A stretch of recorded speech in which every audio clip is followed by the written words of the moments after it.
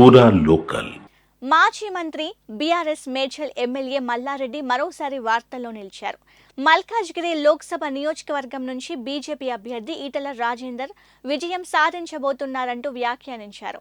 హైదరాబాద్లోని కండ్లకోయ కేఎస్ఏఆర్ ఫంక్షన్ హాల్లో ఓ వివాహ వేడుకలో మల్లారెడ్డి బీజేపీ మల్కాజ్గిరి అభ్యర్థి ఈటల రాజేందర్ ఎదురుపడ్డారు. అన్నా, మల్కాజ్గిరి నుంచి నువ్వే గెలుస్తావు అంటూ ఈటలను కౌగిలించుకున్నారు. ఇక్కడి నుంచి ఈటల గెలవబోతున్నారని జోస్యం చెప్పారు. మా అన్నతో ఫోటో తీయండి అంటూ అక్కడున్న వారిని కోరారు. దీంతో అక్కడున్న వారు వారిద్దరిని ఫోటో తీశారు. వారిద్దరూ కాసేపు సరదాగా మాట్లాడుకున్నారు.